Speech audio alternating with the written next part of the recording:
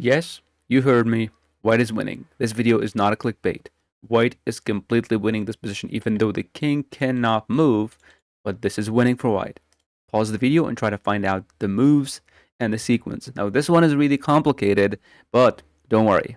I got you. I'll explain every single move and how white actually wins here. Alright, so now what is black trying to do?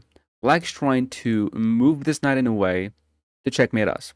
So he needs the knight to be on f2 or on g3 to get the checkmate. Well, we know when black's trying to do this, we have to do something with our pawns. This pawn on e2 is completely pointless to move. Why? Because there is opposition. The pawn will be stopping it. But this pawn is free to move. Nothing will be able to stop it. That's why the most logical move is to play the move d6. Now, there are two moves. Either black tries to push this pawn, try to promote, or he moves the knight. Let's, first of all, let's just see this move, c4. We push the pawn, he pushes the pawn, we promote, and he tries to promote, but then we have this move queen to c7. What is the goal of queen to c7? The goal is to stop the pawn from promoting, number one. Number two is to try to win this pawn with a check, and if the king moves away. Like, for example, let's say black played, one of these two pawn moves. We play a check, force the king back somewhere, we play another check, force the king, move somewhere, and then we take the knight. We're stopping this pawn. The king is close enough to stop these, and also this pawn, will help in stopping the g and f pawn. Right. So this is if they do this, if they try to push this pawn. And if they don't push the pawn, for example, okay, they just move the king. Well, yeah, we can play whatever we want. I mean, the best move I would say, in my opinion, is just queen c3. Queen c3, you just attack the knight that is defending the pawn. And as you can see, the knight cannot really move, cannot escape.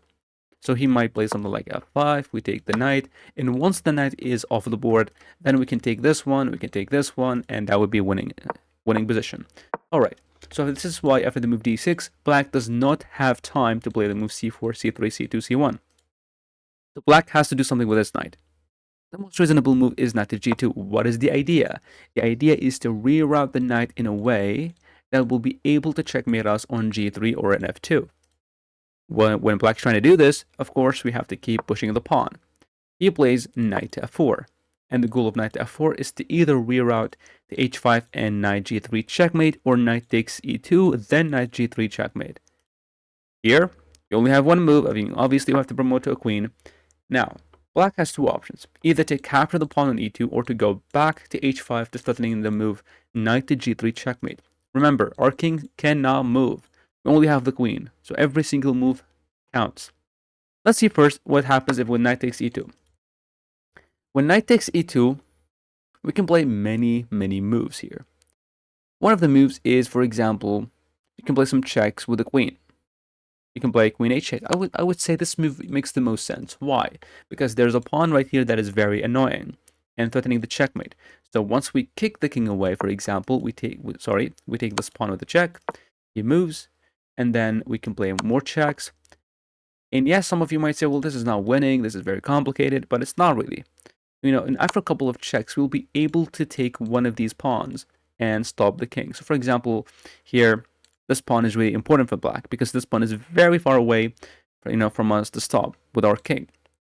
These two are manageable, but this one is the real deal. So black plays, for example, let's say king to d4. But king to d4 is not good because there's going to be this move queen to d2 check, and it will win us the knight. And once the queen is on e2, the pawn will never promote, and the king will be able to stop these two. That's why black cannot actually go for this. So he might play knight to f4, and then we have time to take this pawn that is the most annoying one. And after a couple of checks, you get the point. It's going to be very easy to gobble these pawns, and once the pawns are off the board, queen versus knight, it's a completely winning position. So d6, knight g2, d7, knight there.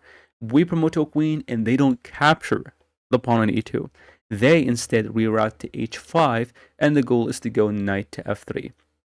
Knight to g3 checkmate.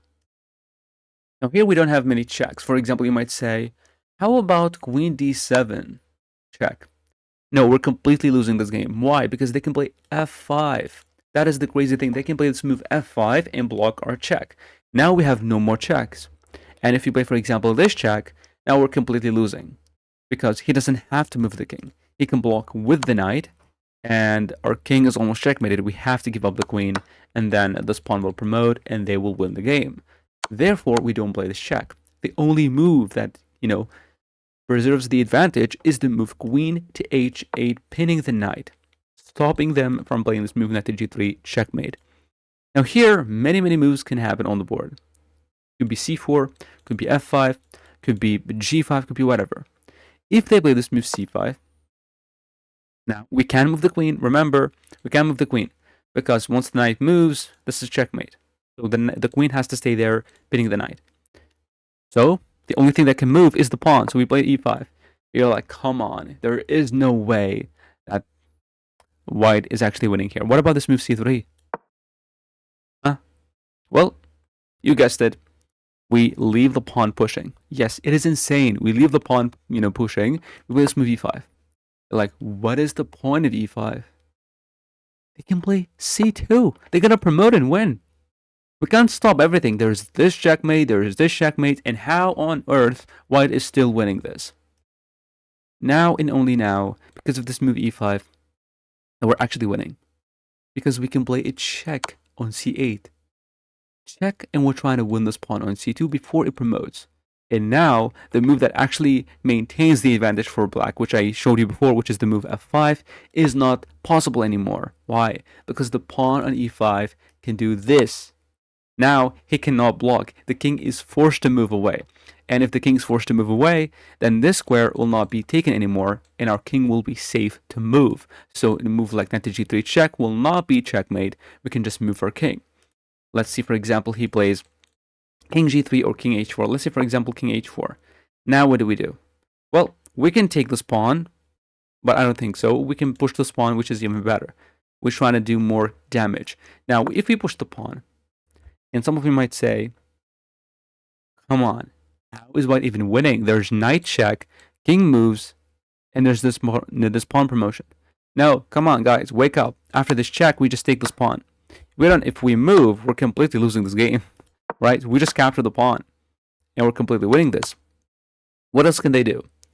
They can promote to a queen. We can take it, right?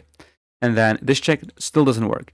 They might play king to h3, still trying to go for this move. And remember, we don't play this check or this check because they can block and we lose the game, right?